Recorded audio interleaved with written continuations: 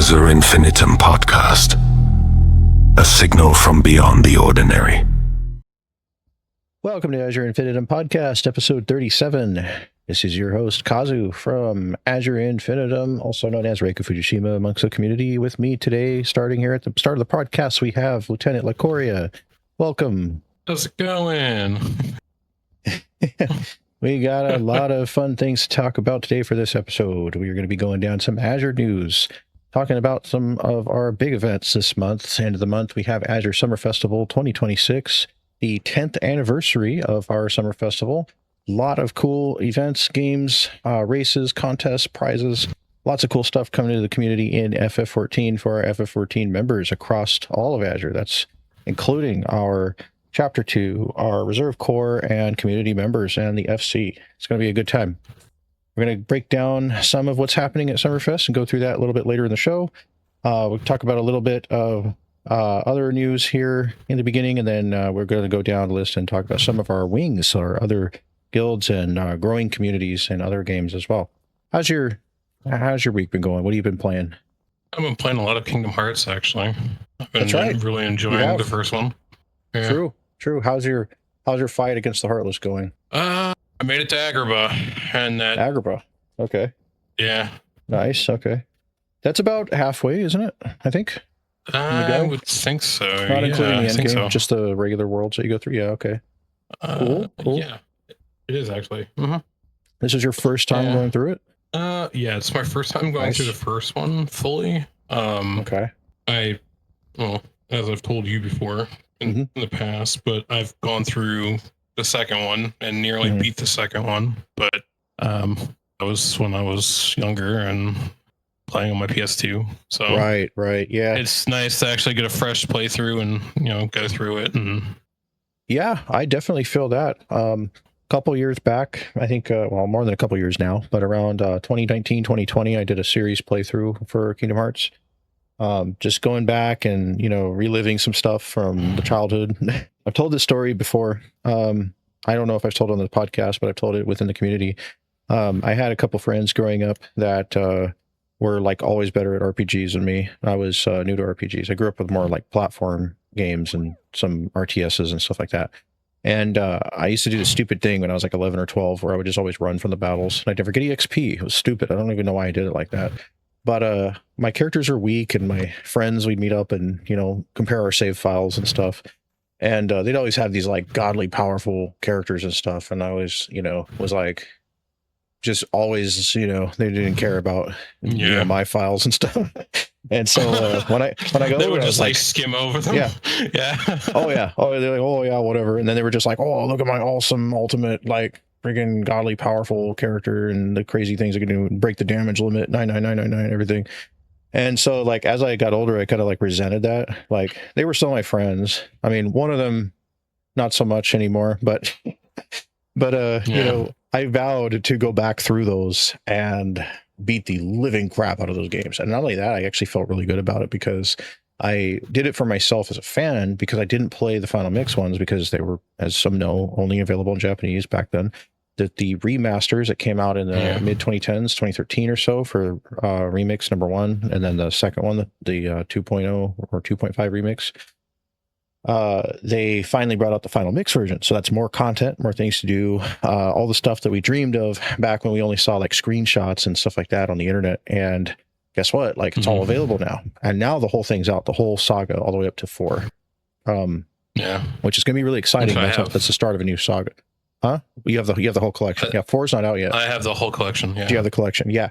And that's the thing is, not just going back and smashing those games, but also playing content I know they never played and beating the crap out of it. Felt so good. And beating Sephiroth, getting at level 100 Sora, giving him max AP, like doing all the grinding, like getting all the secret items and weapons and ultimate stuff. Like it actually feels like that game makes you feel really rewarded for it. And the fights that unlock, I like it when you get to unlock ultimate weapons and levels and stuff, that you can use said weapons and levels against new bosses. I don't like it when you beat the ultimate thing and then there's nothing to use those secret weapons on or special weapons. You know what I mean? So, I mean, like Final Fantasy 3 is kind of like that. Like, you can go destroy the regular final boss in the Crystal Tower at the end of Final Fantasy 3. But there's no special thing to fight after you beat the special thing. With Kingdom Hearts, it just keeps going. There's a whole bunch. So very, very fun series. A lot of stuff awaits you in your journey on that one. And the other thing I'm looking forward to that was actually just announced for Kingdom Hearts is their series. The series was actually... It was announced at D23 Expo. I don't know how much we know about that yet. I haven't looked into it. It was literally just announced, I think, yesterday, was it? Yeah, I think it was so. Yesterday, so I haven't looked into it. Because I was looking at TikTok and I seen a list of like all the different stuff that was announced at D3. I saw the screenshot. D23, and then the character, like from the back. Did you notice that's not Sora? Yeah, I did actually. It's not Sora. It looks like it looks like the one of the younger people in the trailer for 3 that I have watched. Oh, so I don't know if like the general fandom has discovered anything yet on it. I'll have to look, but I don't know who that is. So you're listening to this show. Let us know if you know who that is in the shot there. I think it's a new character, and the Keyblade he's holding doesn't look like any Keyblade I've seen before. It looks like a knockoff of the Kingdom Key or something else.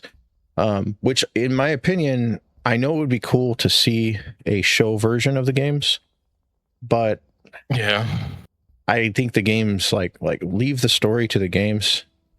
Give us something new for the series, for the animated series.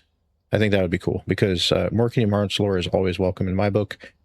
They can also do something like they did with Final Fantasy 15, which they from what I remember with that, they made like the Kingsglaive 15, movie. So, and yeah. 15 was a multimedia project, so they weren't sure if 15 was going to be the last Final Fantasy or not. So they went all out. Full voice acted. They had Game of Thrones voice actors in it. They had all kinds of Breaking Bad voice. They had all these people, Aaron Paul and Cersei Lannister and like freaking everybody. I'm surprised Sean Bean wasn't in it so he could die again. But basically, like he might have been. He always dies. Everything he's in, he dies horribly. He's either beheaded or burned or melted or like something or shot with 50,000 arrows. Pretty much. A freaking pincushion. Like his whole career is just suffering like for money. It's really funny. But anyway, they threw everything. They basically went kitchen sink with FF15. And when they did that, they threw everything into it. So it had an anime, it had a movie, it had a very well done, very like expensive movie. And they tried to go the Advent Children route again and, shock everybody with incredible CGI and everything. It had an award-winning soundtrack from Yoko Shimomura. And they even did when they I didn't even plan this for the podcast, but this is a good thing to talk about. When they announced the release date for it, because of the long build-up from Versus 13 all the way into it becoming 15, they actually had a huge event in San Francisco called Uncovered. It was called FF15 Uncovered, and there was all these like celebrities, like actors, like all these people there, and they actually had what was his name? Tim Geddes and Greg Miller was there to push the button that would reveal the release date. And some of the developers were on stage, some of the actors and everybody. And it was just this big, huge event in San Francisco. And they streamed it live. And that was the first time I saw them bring Sakaguchi back in as a guest during a live Square Enix like reveal or something. Because Sakaguchi kind of had we're talking about the father of Final Fantasy, Sakaguchi. He's been kind of estranged from Square for a while. Not anymore, but he was for a while after leaving in the early 2000s after FF10.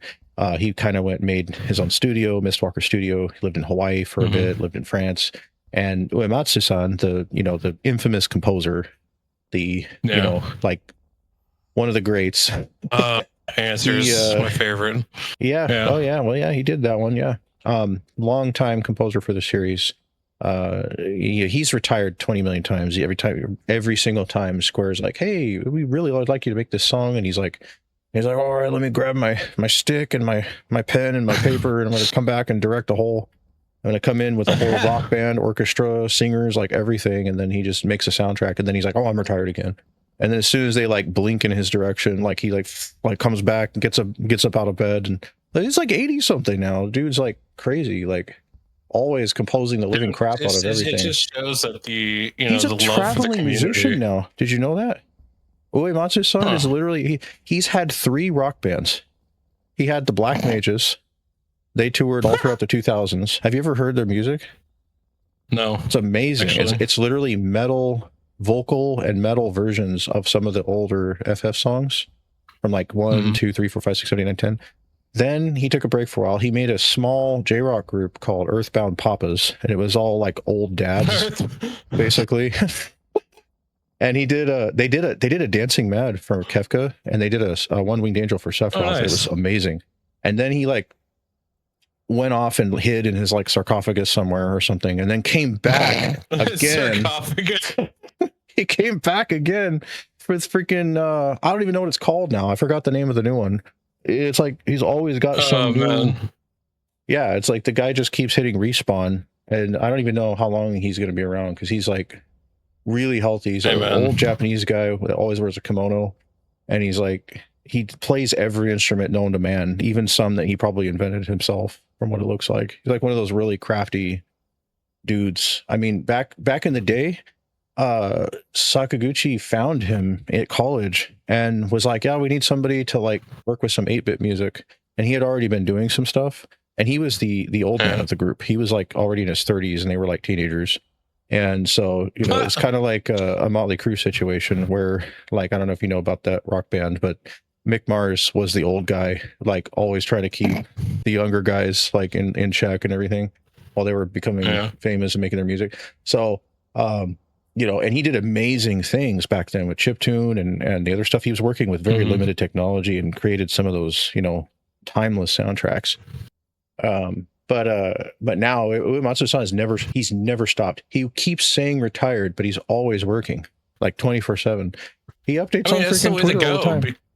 Yeah, I mean that's the way to go because the thing is like when you get older, it's like you don't want to be complacent. No, you don't want to be complacent because then your body starts to wear. Exactly. So it's like being active and working until like you technically stay drop. Active, is good. My grandfather always said, as you age, like never stop learning. I'll never stop. Keep your mind busy, basically. And if you're good at something, just like so my dad would always say too. Yeah. He's just an amazing guy. Like he has a great sense of humor. I've always loved Uematsu-san. Him and Sakaguchi, man, those guys are funny. They're really funny. Like I don't even know what to. There's so many examples I could give you of their humor. What's awesome is they update all the time on Twitter, or on X, I should say. All right. Well, we do have other stuff on the list to talk about. We kind of derailed there, but that was pretty good. I'm glad we get to talk about the stuff going on with Kingdom Hearts and actually the reason why I didn't even get to the reason why I mentioned Uematsu-san. They just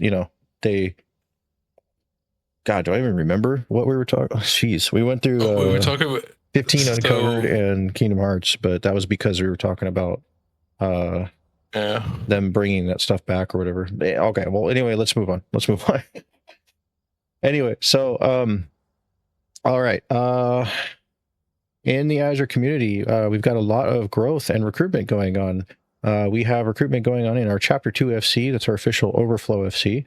That happened before we brought the podcast back from hiatus, so we haven't really had a chance to talk about it here, but that is our Overflow FC, one house away from Infinitum Hall in Midgard-Sommer's Mist. That's Ward 7, Plot 9, where our Chapter 2 FC is. We just started recruiting, like, officially. Nice. And, of course, we got our Reserve Corps. Our Reserve Corps is the not so much the Overflow, but it technically comes in two forms. It's an FC on Madoin for people who can't get into Midgard-Sommer when the server's locked. And they can hang out there. They can use the resources. There's bunk beds upstairs. There's cookies downstairs. There's probably cable TV. I don't know. But in general, there's a whole bunch of junk there for them to use, and buffs if they are logging in regularly. We'll keep buffs going. And, it's a kind of just a nice place to stay when you don't have anywhere else to go and you're waiting to get into Midgard and join our awesome main FCs. What? And our favorite line that we like to say is, "How you doing over there?" Yeah, it's on Madoin server. So, yeah, how you doing? I think they're doing pretty well. if they're in our hands. Yeah, I would say too. Yeah. If not on Madeline or on Ether somewhere, there's the Reserve Course cross-world link shell. The ability to speak cross-world in the link shell. If you are someone who, say, plans on joining, you haven't left your old FC yet, or you just want to be solo a little bit longer, or you just want to test the waters and dip your toes into the Azure swimming pool, grab our cross-world link shell, see how it is. Come along to a couple events. That's another form of the Reserve Corps. So we got 2 ways to be a part of our extended community, as well as being a community member in Discord with the 14 tag as well, and joining our main FCs. So Chapter 2, recruiting now. We want to really continue to push the multi-game community growth. We are a overall, always growing multi-platform, multi-game community. We are looking to, really evolve over the next year or so, now that we've got a lot of systems and foundations in place that have kind of needed a couple years to really solidify and organize. There's, still a lot of stuff building amongst our wings. Not every wing hosts an Azure guild that's, top ranked or, really established the way our 14 guild is, but it's nice for our members who want to play together. Maybe there's 5 people that want to get together over in Guild Wars and they want the benefits of being in Azure while doing it, just an example, right? And then of course, when new stuff comes out, then we instantly have this like awesome gaming community, that will back anything that we want to start a new guild in. So very, very useful. We are always looking for more help. We are always welcoming people into our scout ranks. That's the Assist, the Azure Scout Squad Initiative and Support Team. If you're in our FC and you're listening to this and you're, thought about maybe taking a step up to see what's behind closed doors, a little bit of the background, see the operation of event hosts and our support squad, some light moderators of Azure. Maybe you want to see what it's like to just, be connected to those channels and continue to support members with official support services you have access to. Great option to step up. There's also the rank path upward into leadership after a little while in Scout and get involved with events. Yeah. There's a lot of opportunities there.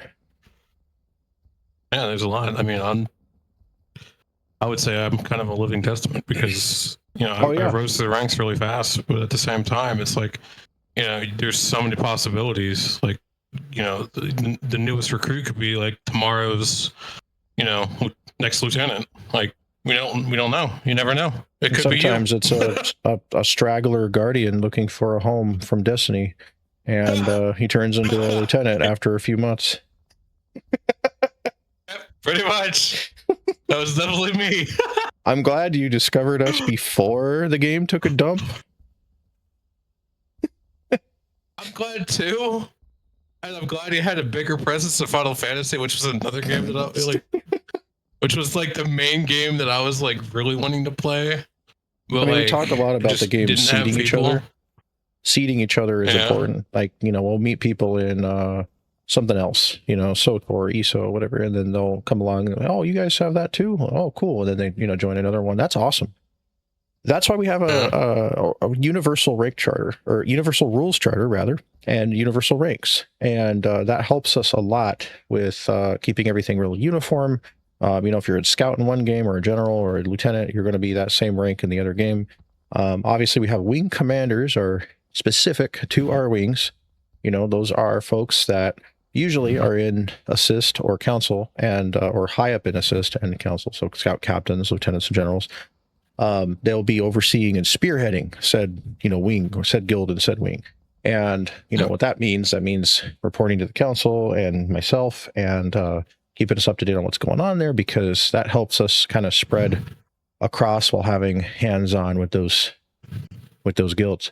We want to continue supporting our new and returning members, continuing to, maintain the culture that we have in our community, a culture of being helpful, sharing information, resources, being a great place for new players, people who, may or may not like to socialize can still, have the advantage of being in Azure, getting the benefits, having, in-game resources and things. that fall under our rules charter. Makes it real simple, real organized. This is a place where everybody can join. You don't have to be hardcore. You don't have to be super social. You can be a lurker and still enjoy our resources. We love having you. Obviously, it's not just about member count. There is actually real contributions that take place, like in FF14, where the more active our members are, the more they level, craft, do things in game, do GC turn-ins. It actually gives the FC credits. And then that's another person who, may or may not one day rank up or, get to know more people. Maybe they might even make some friends. Be on top of the leaderboard, like you could be like Lieutenant Darn. You could be like, you can be like Darn or craft and in silence and build up a fortune and then help us out. Like, I mean, there's all kinds of ways to, there's a lot of different ways.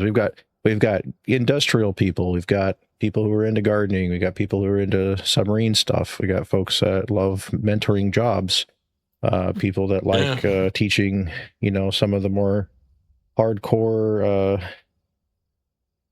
content and stuff. And it's there's a lot. But yeah, overall, everybody is always welcome here in Azure. So here in 2026, I think following 2025, which I have openly called a building year, I think 25 and 24 were both kind of building years, part 1 and 2. We were starting in 2024. We had taken a look back at where we were at, and we said, well, maybe, similar to an old restructuring or overhaul project, we had a kind of mini plan, a mini overhaul to condense some information and kind of reorganize some things across the community. And that went really, really well in 24. 25, we were just really working on resources, getting wings stable, and getting roster counts, stabilized, built up even further. And, here we are in 2026. We're over halfway through the year. We're going into a new expansion soon with FF14 Evercold. And we are sitting really well. I mean, we've got a fantastic roster. We're like always right around that cap in the FF14 FC. There's growth in all areas. And looking at this now compared to when we started, I mean, we could probably do a whole podcast show just about how we've evolved since the beginning. But, we like to always keep our core values in the center of it all, having fun together, bringing people together, having a good time, enriching, people's experience, giving them the opportunity to make the most of everything. It really counts. It goes a long way. There's a lot of people who said I would have unsubscribed forever ago if it wasn't for Azure, or and then there's folks that were just lonely in life and not enjoying having a people to talk to.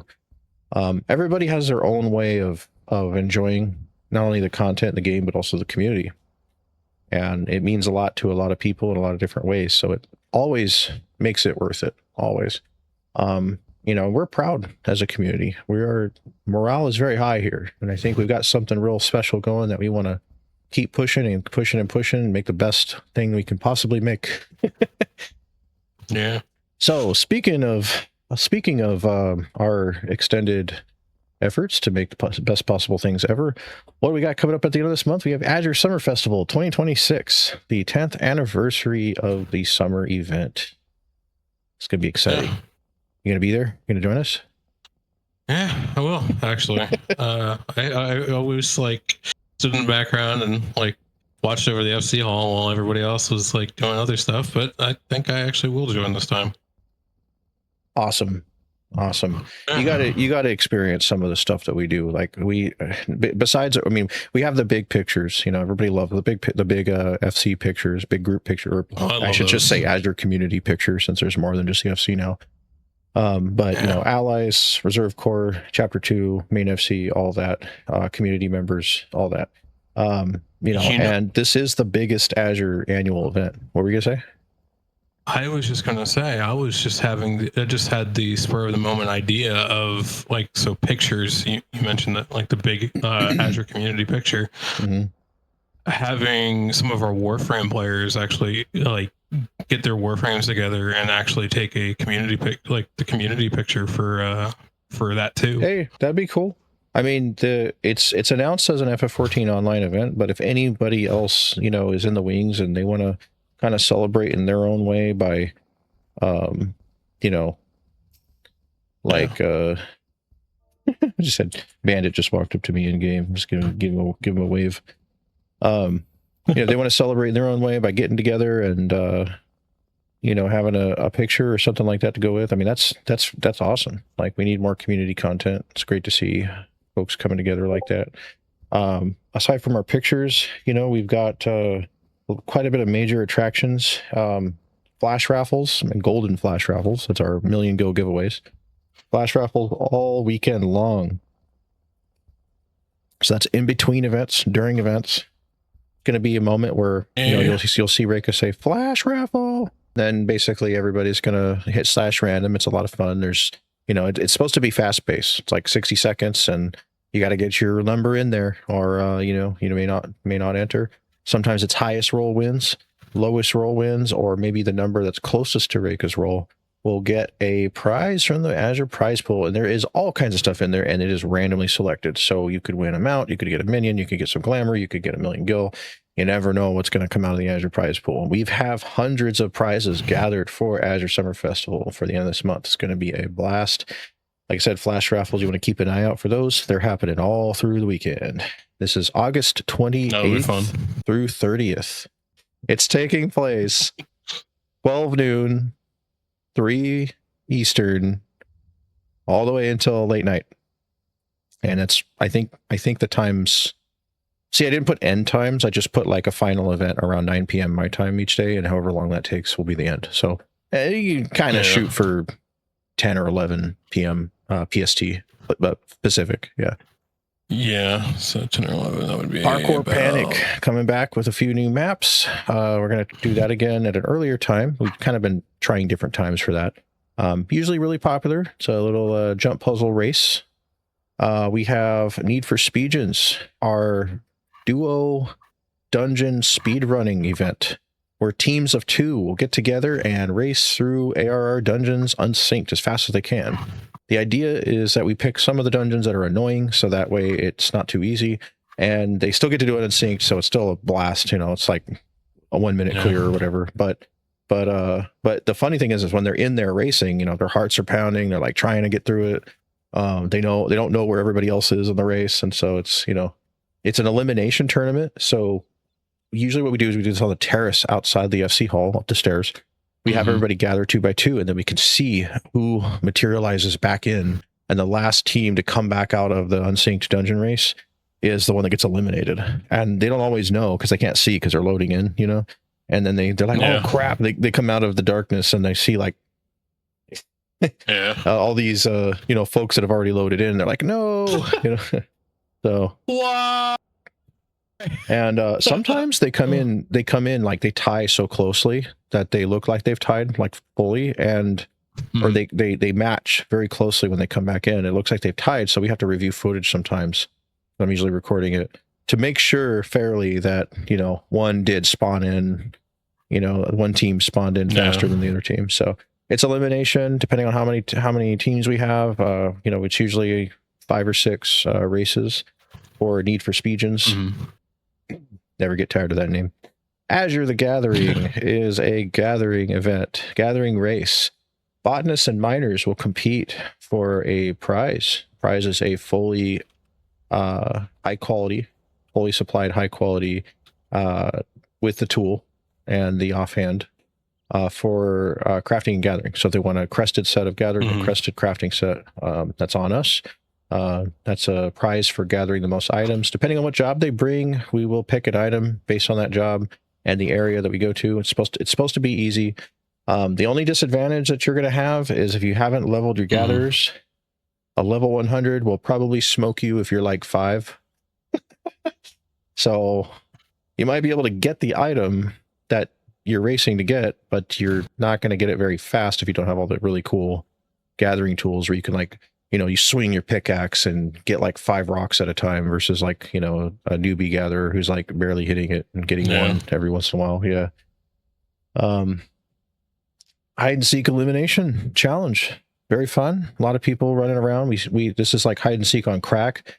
So basically what we do is we start off with like, you know, 30 people in the yard. We give them a location. Usually we start in mist first.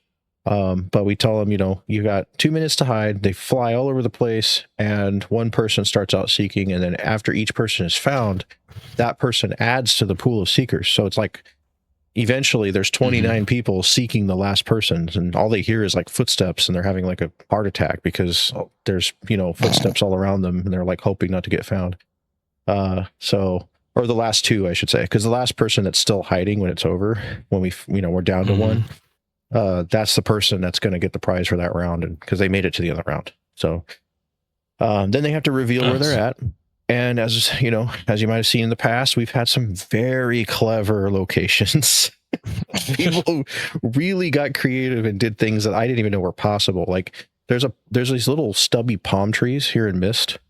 They're really stupid looking in my opinion, but there's a few of them. There's only a few. I can't even see one from the SC Hall, but I know where one is. Down by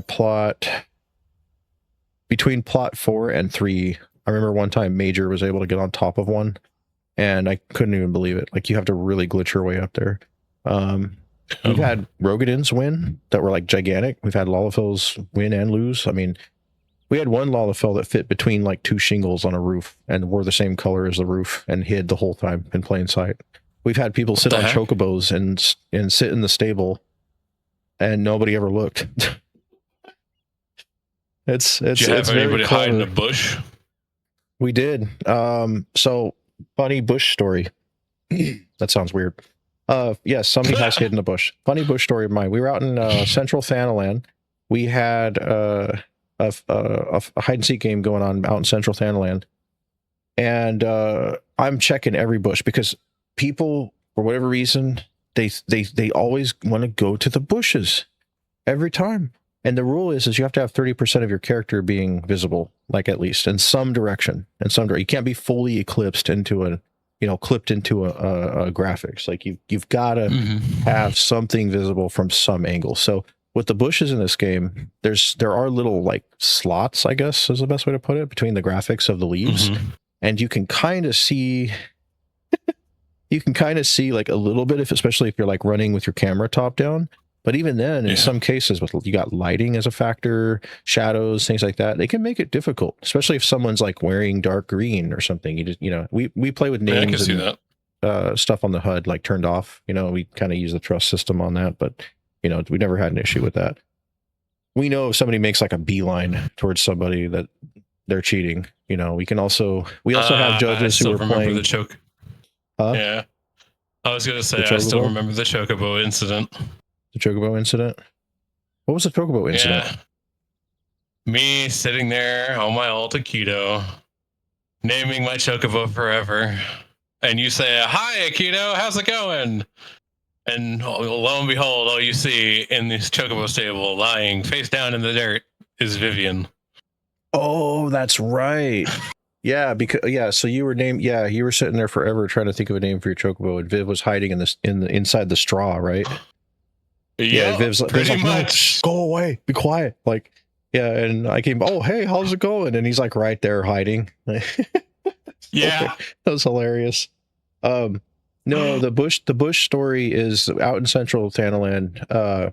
Almost everybody was hiding in bushes, and I'm going through every bush in the zone. I'm like, are they in this bush? Are they in that bush? And the funniest thing was when I got to a certain bush, there was somebody indeed in that bush, but it wasn't one of ours. Somebody else was already in that bush when we got to that zone. And when I approached them, they actually spoke in Say Chat and said, "Hi, welcome to the bush." I was like, what the heck? What? I was like, you're not one of ours. Like, it's kind of like you pick one up. It's like picking up an apple at the store, and like you turn it around, it's like raw. You're like, ooh, like that's not one of ours.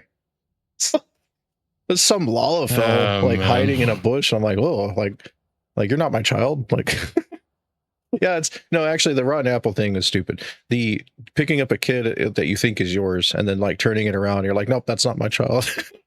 It's one of those.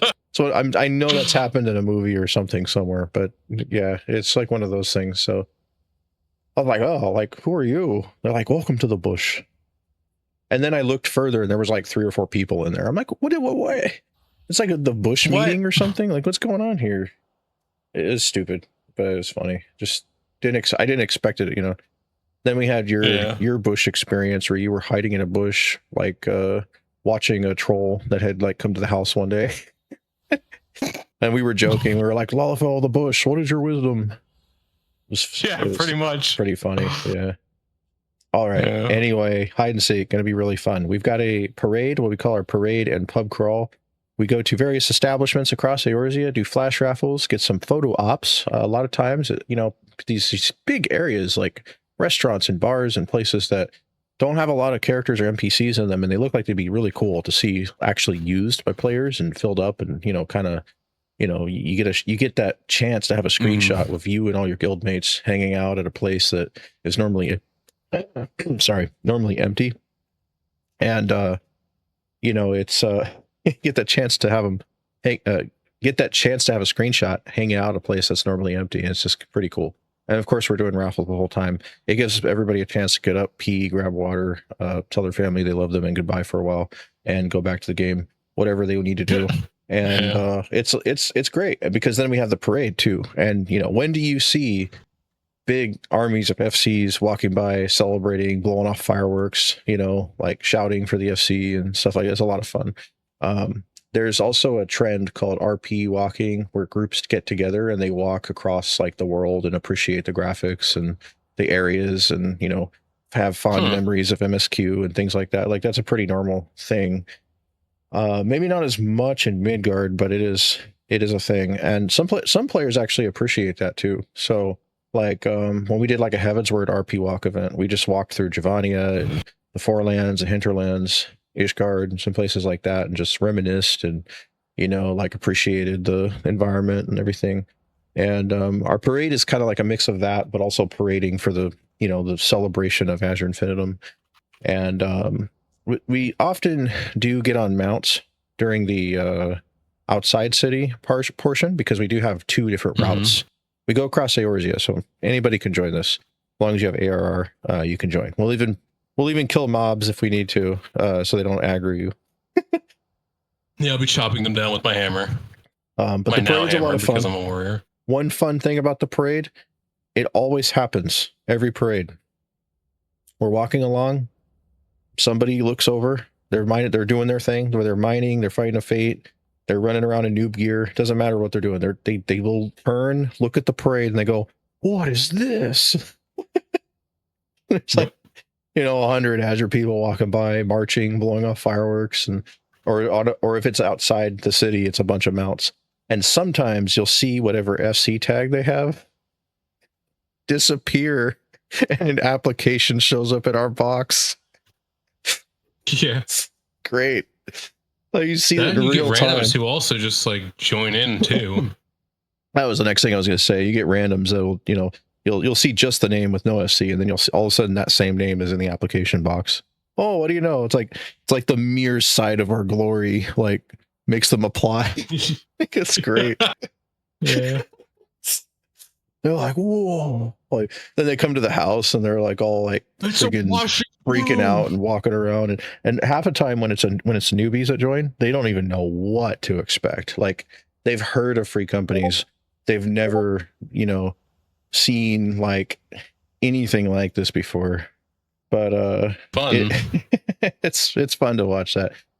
We've also got the Summer Beach Party, which is a short flash raffle series on the beach as we actually gather for the Summer Beach Party picture, which is one of the commemorative screenshots. So where our commemorative screenshots are basically screenshots as a big group in a way that we normally, you know, gather on these special type of events. The biggest, like, if anybody has seen our big group shots, we have a ton of them from over the years. These are the times that we do them. So for summer, we do have a normal, like, uniformed, like, formal shot, but we also have one beach shot, just like we have one, you know, Christmas shot during, or Starlight Day shot, holiday shot during Starlight Day, or have a Halloween shot during, you know, or Azure Saints Wake shot during then, in October, stuff like that. So, you know, we have a nice beach shot. Everybody's recommended to come in beach garb, come in your favorite, you know, swimwear or anything like that.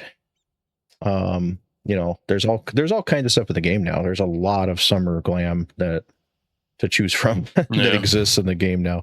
Let me see here. I'm gonna go back. I just scrolled away from my list. Okay, I had somebody. I did one of those stupid bots that I had to block. Okay, so let's see. So yeah, something we're bringing back we haven't done in a while is our musical chairs game. You've never seen that, have you? No, I haven't. So in Ume's private chamber, there's going to be a blank room with some chairs. And I'm going to prepare some extra chairs, based off of how many we get in attendance. But we're going to start off with a certain amount of chairs that equal the number of people. And then we're going to have musical chairs where the orchestrion in the center will get turned on.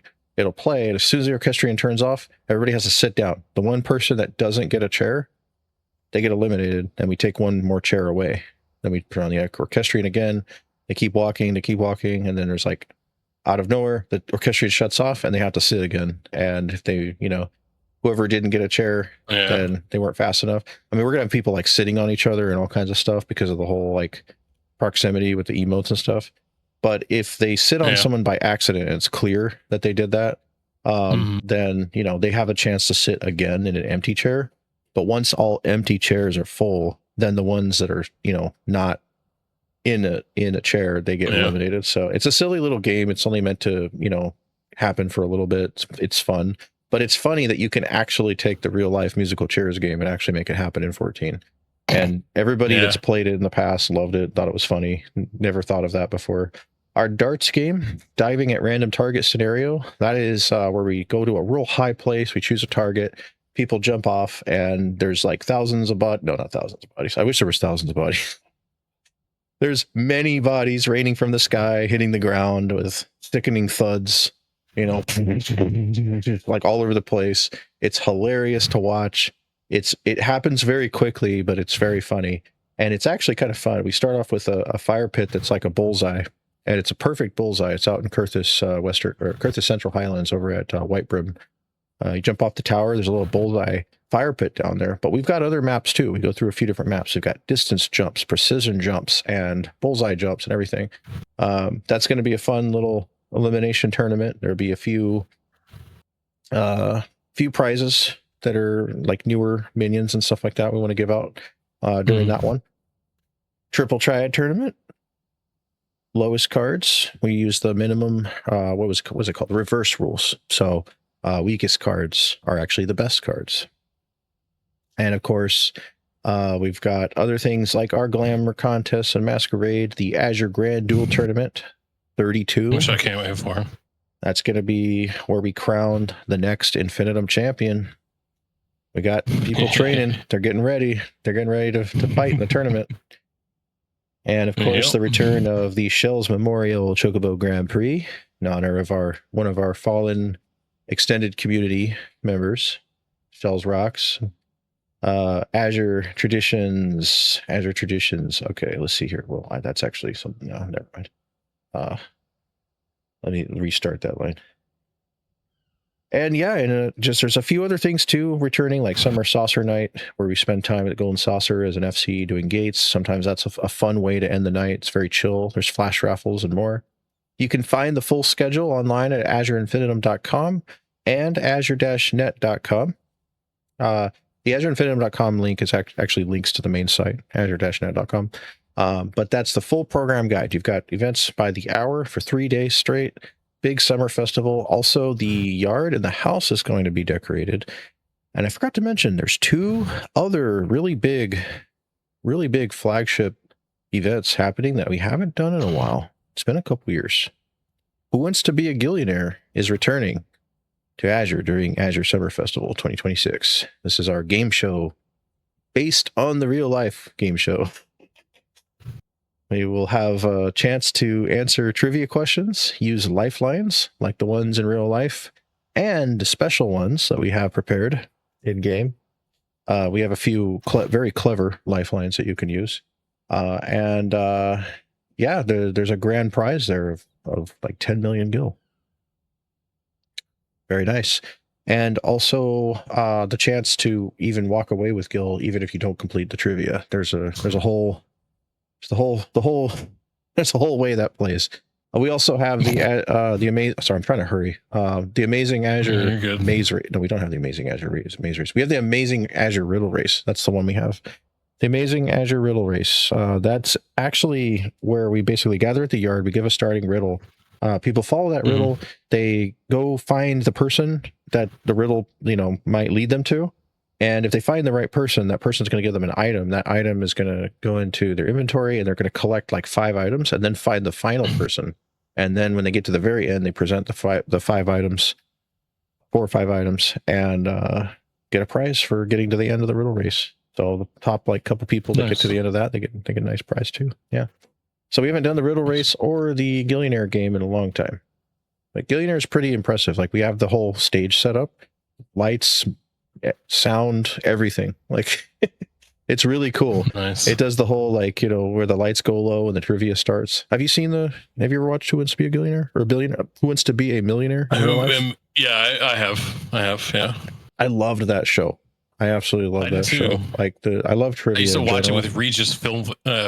Philbin. Yeah. Regis Philbin. Yeah. Oh yeah. Well, he was the OG host for Who Wants to Be a Millionaire. And he was. That was a great time. I mean, the whole is that your final answer line that he always did? It's iconic, very iconic. And of course, we say that during we're like, is that your final answer? It's like some pretty interesting questions. I mean, last time we did Gillionaire, it was pretty savage. We even did a Gillionaire hard mode, so it was pretty crazy.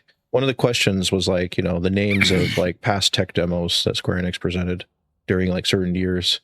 There were some pretty high level questions. Which convention did they? Which convention did they have a Titan VR mode hooked up, and how many plants are in the Square Enix office on floor 3? Damn.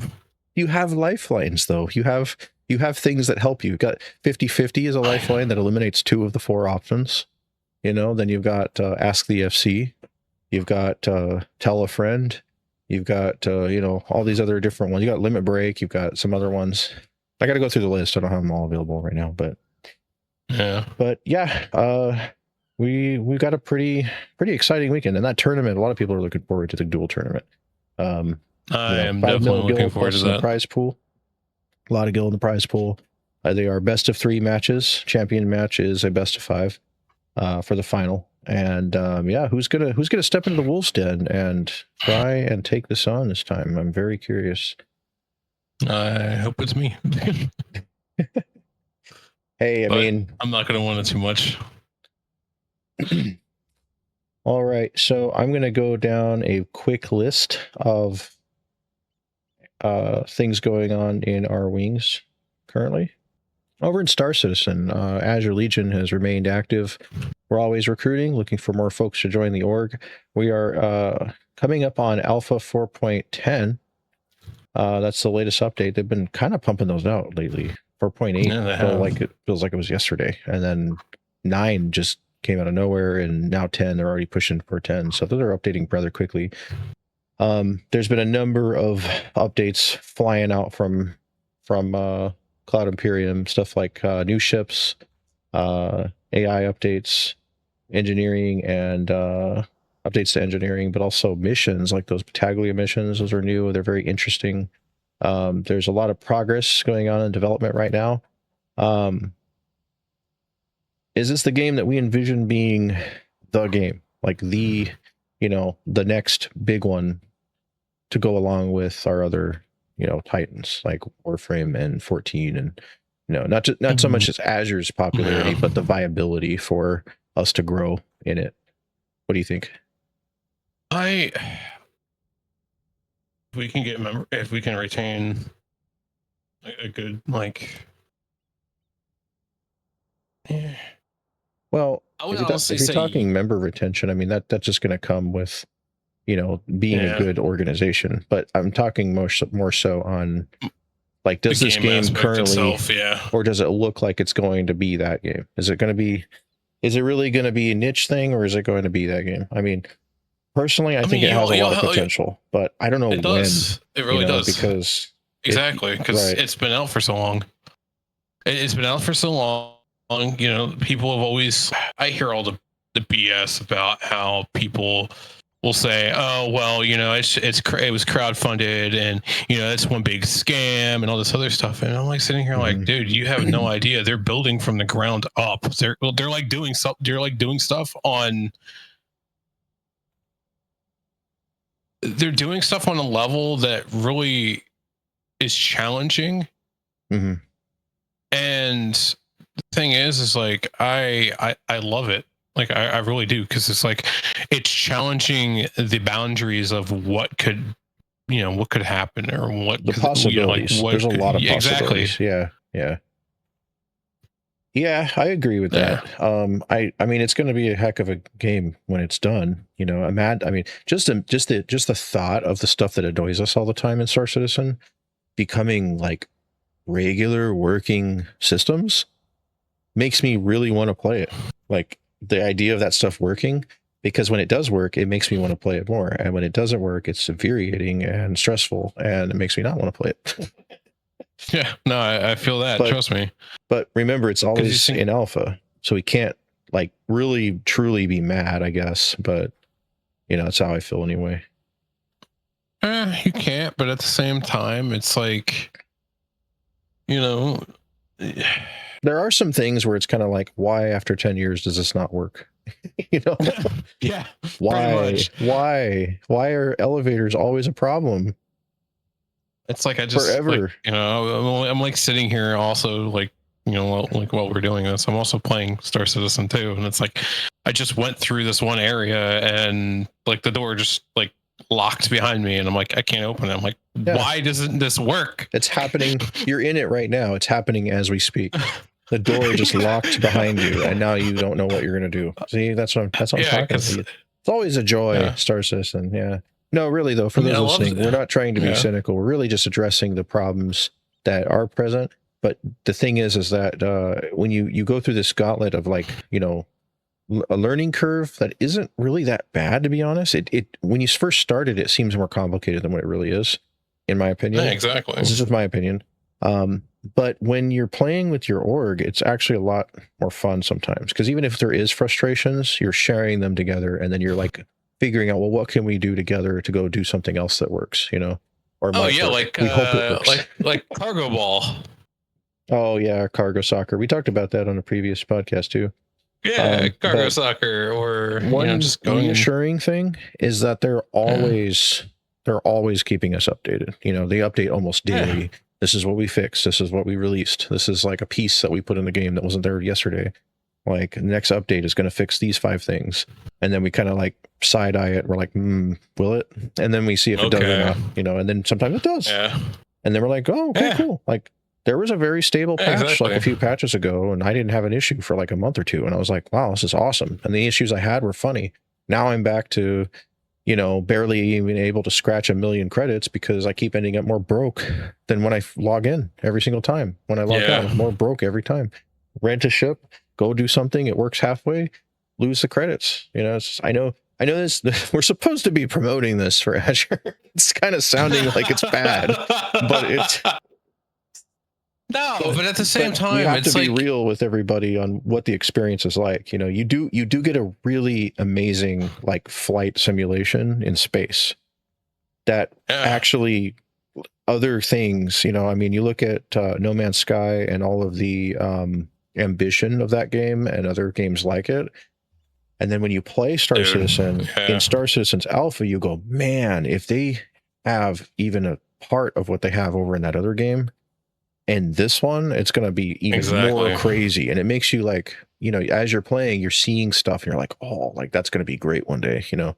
So it's I don't know.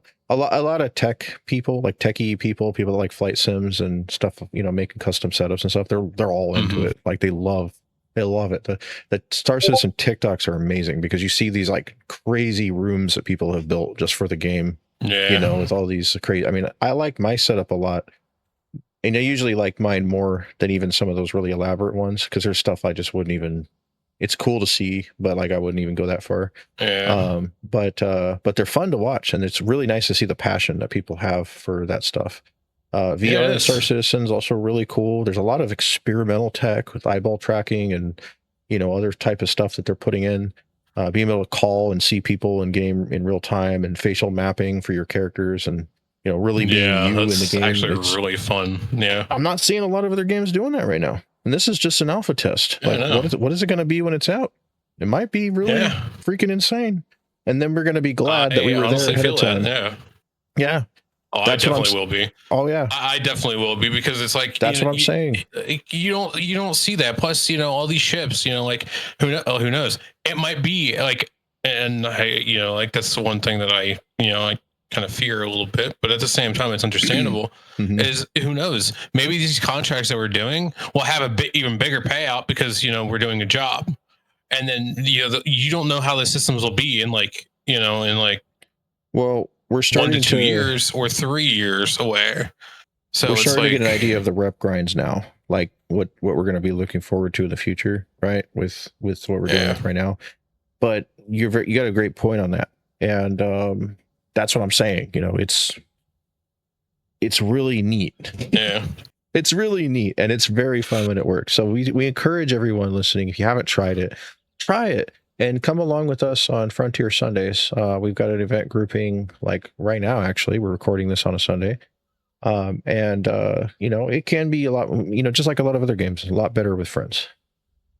Yeah, it is. A couple updates over in SOTOR. We did spend some time talking about the 8.0 stuff on the previous episode. However, it has a name now. Did you know that? Masters of the Force. Interesting.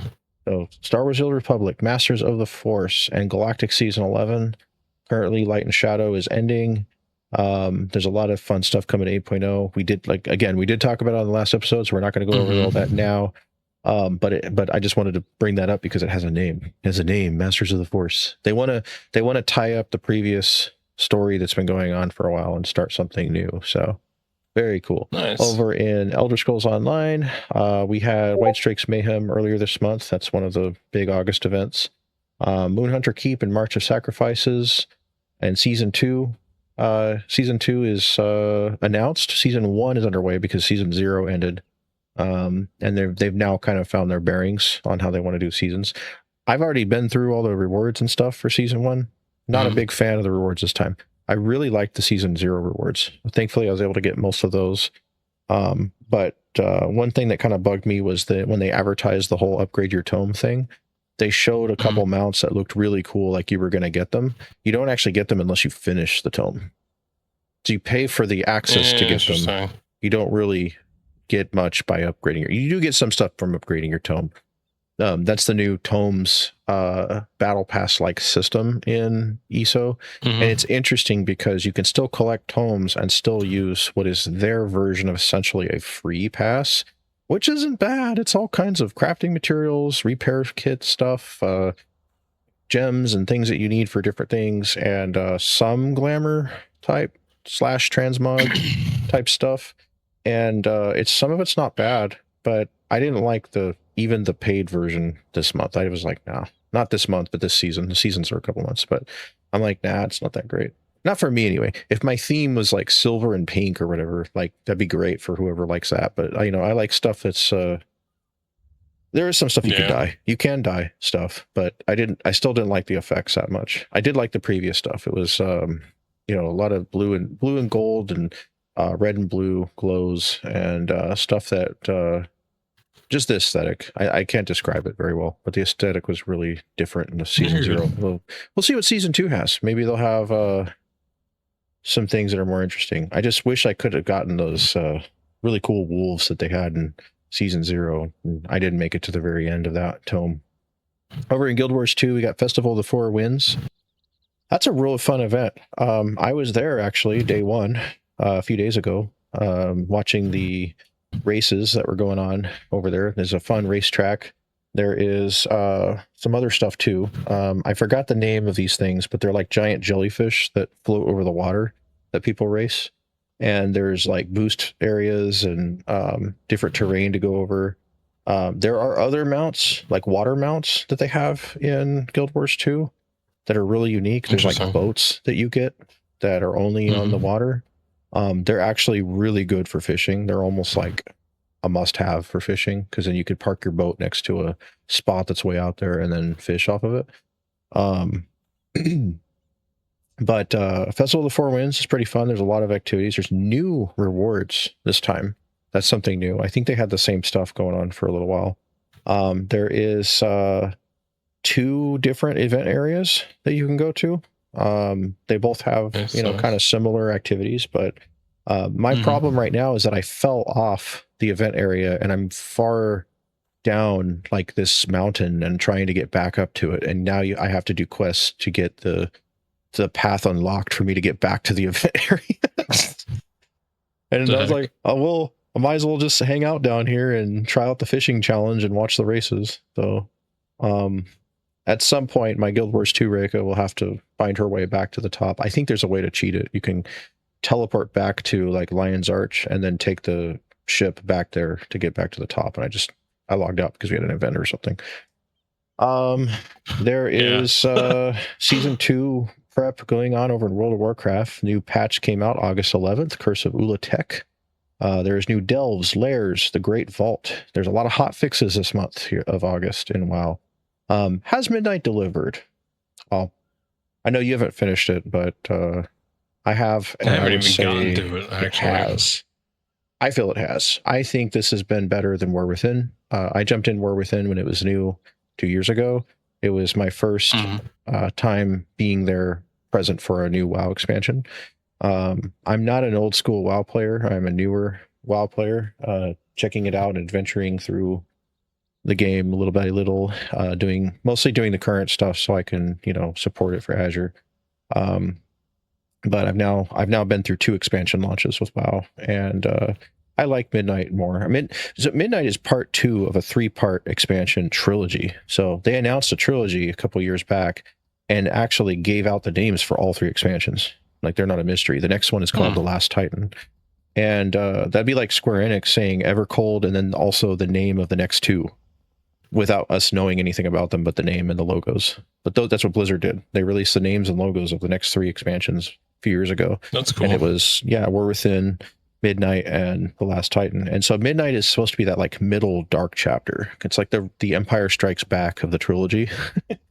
So there's all kinds of crazy bad things going on. The Void's invading, and it's pretty crazy. You get this ancient elf chick who's supposed to be the reincarnation of a relic weapon that the players like unlocked and cursed the world with when they got their relics in the previous expansions. Like, that was pretty crazy. Here's the reward for getting your relics. You unlocked a new villain. It's pretty interesting. I haven't seen that before. But Curse of Ulatek has a lot of stuff to do for the next few months. Season 2 prep is underway, and of course there's I think there's another raid coming. Haven't been following that too much, except for the Spire that was out at the end of Midnight. That was pretty cool. I'm actually at the point of being able to run that. I know it's kind of late, but I thought the rest of the stuff that I did there was pretty neat and enjoyed it so far. Not a raider in Warcraft by any means. I'm just traveler and enjoy the ride and just kind of enjoy the world like a little, so like I call it my Saturday morning cartoon. It's a place to hang out and just kind of enjoy the world that I've never seen over there, all these years. And a lot of people have nostalgia, and it's funny because I've kept up with a lot of stuff in gaming over the last like 30 years, and I have nostalgia. I have a little bit of nostalgia for everything. You could name any gaming franchise right now, and I could tell you why I have nostalgia in it. Anything, literally anything. And other Blizzard stuff, sure, StarCraft, Diablo, Overwatch, whatever, but not WoW. So I decided, I guess I'll check it out, and it's it's a pretty big Titan in terms of MMOs. So good for Azure. But over in Warframe, we talked about August stuff for Warframe last time, and we kind of went in depth, but we're not going to go too far in depth this time. But Amir Shockwave is already here, right? Yeah, it is. Yep. It's got some pretty cool items that I've seen. Sorry, say that again. No, I said it has some pretty cool items. It's funny because you'll be sitting in your warbiter, And next thing you know, you'll hear like all the different members of the Hex Squad from 1999 like start talking. Oh, nice. It's pretty freaking cool. Yeah, that's pretty cool. Yeah. So they have like a pop band called Online, and in Online is a boy band group that's in for 1999 content, and they actually have Aoi, who is Mag's proto frame, like pester Amir to like have that play. So he'll be like no, no, no, and then he'll finally give in, which is freaking great. Yeah. So Mirror's Shockwave, Fables and Frontiers, lots of new content and rewards. Got current Azure activity Mondays and Wednesdays, 5 p.m. right? 5 p.m. my time. Yeah, it is. Was it 5? Wasn't 5:45, right? It was 5, just regular 5. It was 5. It was regular 5. Okay. Yeah. So activity Mondays and Wednesdays at 5 Pacific, 8 Eastern, over in Warframe, Azure Warframe wing. Let's see. What do you think? Which wing has the best August? There's a lot going on. Yeah, there is a lot. There's a lot going on. Let's see. Like going back to look at our calendar here for a second. I mean, just to round it up between the Azure community stuff. So 14 had the Occult Crescent Northhorn relic stuff drop at the end of last month, so that bled into being really popular. This month, yeah. And Hildebrand, Azure Summerfest, all of that fun stuff. Then we've got new stuff coming on, Star Citizen with the Battaglia stuff, and 4.10 coming out. That was actually really, really fun. Yeah. Yeah, and we had what was the Free Fly week that just happened, and that was pretty fun. Then because then we get to try some new ships and all that stuff. Oh yeah, that was really fun.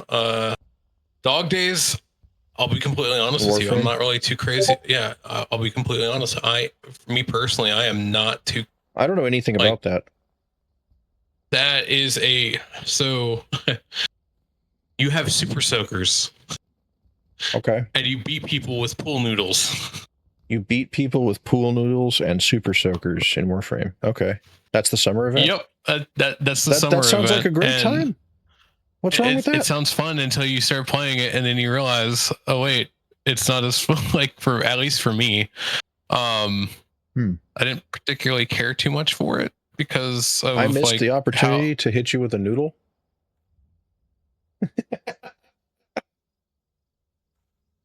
You more so hit NPCs, but yeah, you could do that. But I want to hit you with a noodle.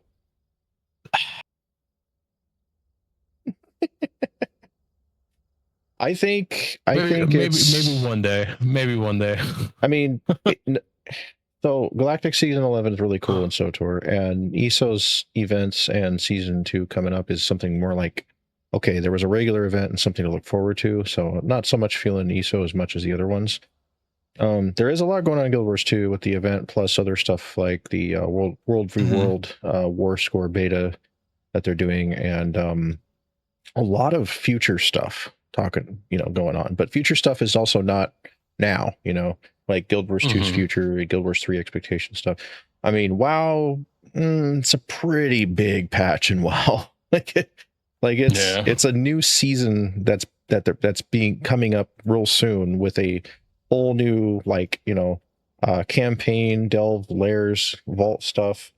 That's pretty big. And Warframe does have a lot, because last time we were talking about it for a while. It was the Shockwave, the Fables and Frontiers, the other new content and stuff. Yeah. So I mean, I don't know. It's a tough call, but I don't know. That's a hard one. I don't think I can. That's a good question, honestly. I can guess, but because we are talking about wings, so maybe we shouldn't count 14 in that. No, because I was going to say, Azure Summerfest is pretty big on there. The upcoming content. I mean, not counting Evercold. I mean, if you take Final Fantasy out of the equation, you have Tau for Warframe. Tau. That's pretty big. I was going to say Tau. Yeah, Tau and Warframe. Yeah. Tau is the biggest, I would say, because that's a whole new star system or star map right. that you're adding in. Like, you get all new warframes, all new possibilities that are coming in, and then like DE also has Soulframe, and you don't know like how close or how far away that is. Like that's in that's an alpha stage. It's just like bunch of love alphas. You never know when they're coming out. You never know when you're going to be testing a new alpha, and you never know when like you're going to need a new stress ball. Yeah, and you never know when you will have General Roken in there like alpha testing, like because you never know what alpha he's going to be playing next.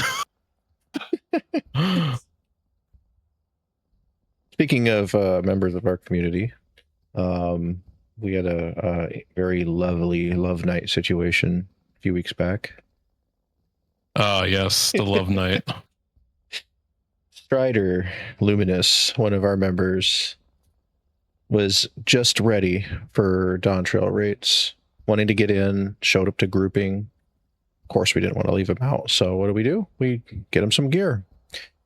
Funny thing is, right now, the gear to get, the only thing that we can buy you, that's the best thing we can buy you off the market, or make if we had time to make it, but we did this real quick so he could get in the event, is the Courtly Lovers gear. Now, this gear is the quickest way to boost somebody's eye level right now in 14 if they're level 100 and can wear it.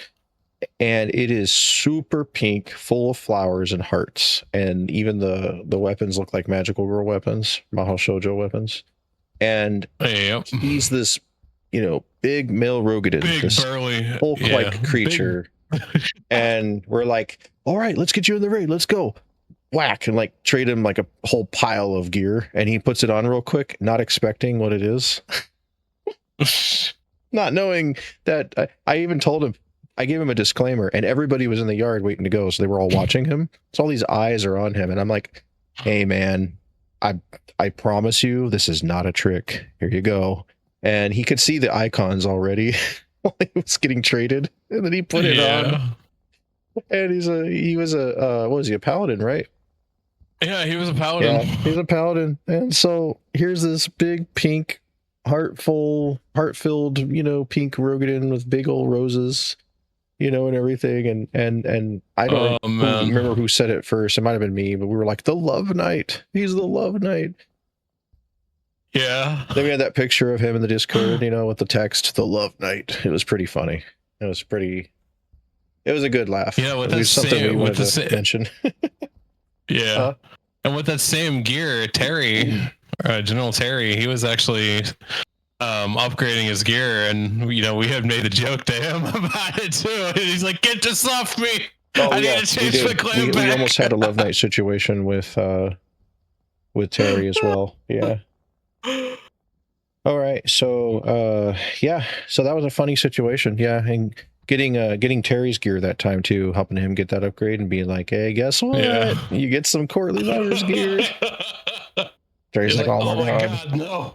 Like, why? No. That's hilarious. Oh man. Yep. Oh man. Good times. Good memories. Times. What's your favorite Azure tradition? On the spot, out of everything you can think of, out of millions of possibilities, what comes to mind first? Favorite Azure tradition? Go. I like the parades. Good one. I like that we get to announce our presence to the community, or to the Final Fantasy community on Midgard Stormer as a whole. Yeah. Yeah. What's yours? Oh. Putting you on the spot now. Yeah. Because you've experienced a whole lot more than I have. Yeah. I would say it's probably a combination of two things. Either Azure Day weekends, our special weekend events, kind of like Summerfest. Summerfest is a super version of normal Azure Day, where we do 2 days back-to-back mini games, raffles, prizes, and all kinds of contests and stuff.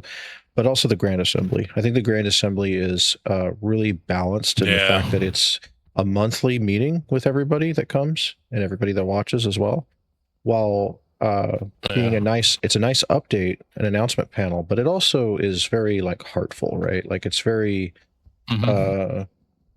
there's a sense of community when you see a lot of people gather together. They're excited about announcements. They get to ask questions during Q&A. Sometimes you get people who generously give for the raffles, ahead of time or during the event. Like, hey, I want to double the prize, and here's another million or something. And it seems like when the Grand Assembly ends, everybody's morale meter is like through the roof. Like they're all ready to go out and recruit and have fun and go down to VC and chat. And it's always like a pep rally in a sense, while also being an announcement panel. And we've kept that going since before we were Azure. We were a small community where, we'd kind of tried to figure out what direction we were going, and we rebuilt into Azure. There's a whole story behind that. But back in 2014, we continued it. And I remember our very first company meeting is what we called it before it was Grand Assembly. And we even had it scheduled for to meet up at the amphitheater in Gridania, because we didn't have a house. We were brand new. We were 3 weeks into having the FC and trying to raise the money for a house. And the day that we finished getting the last bit of gil for our goal to buy the house was the day of the first meeting. And we were able to get the house real quick, throw the meeting chamber together, and have a meeting in our house. And having the meeting in our own house felt so good. It felt like I can't even reproduce that feeling. Like, it was amazing.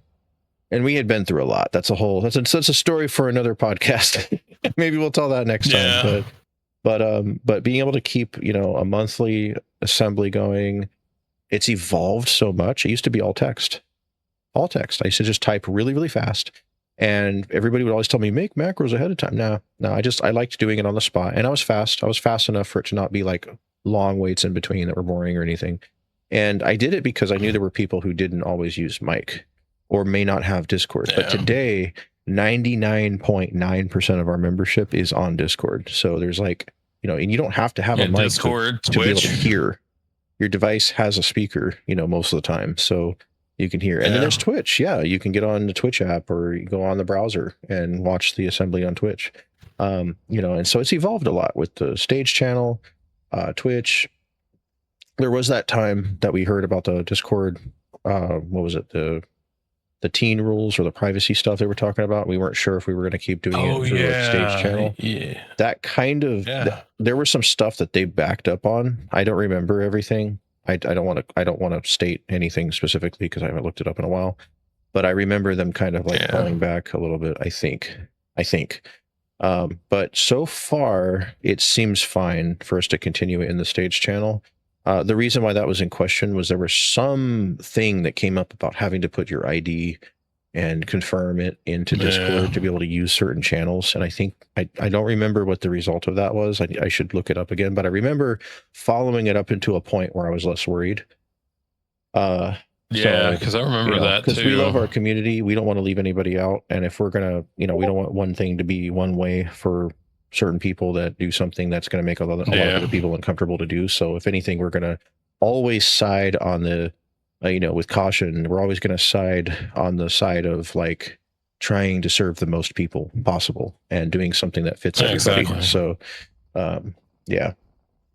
But, for right now, that is all the time we have for this episode. Thank you for joining me on today's talk. We were moving through some topics rather quickly. We weren't trying to rush too much, but we've always got so much to talk to you guys about, our listeners. We really appreciate you listening to the podcast, especially if you made it to this point. Thank you so much for your support and for listening. Don't forget you can check AzureInfinitum.com anytime to check out our rules page. Join, make a profile, add your friends, get Azure achievements, check our rank info, and more. You can also check azure-net.com for content we post throughout the week, including news from our wing events, game industry stuff, Japanese pop culture, and more. And you can always join us on Discord at discord.gg/AzureInfinitum. Thank you so much for joining me today, Aslan. It was awesome having you again as our guest. Always. And next week, we're going to tell some more fun stories. The podcast will return next week. We want to keep this going. If there's ever a break, It will usually only be 1 week at a time, but we're trying to get 3 to 4 episodes out per month. So that's kind of our goal right now with the return of the Azure podcast. It's been a pleasure. Thank you so much. See you guys on the next episode.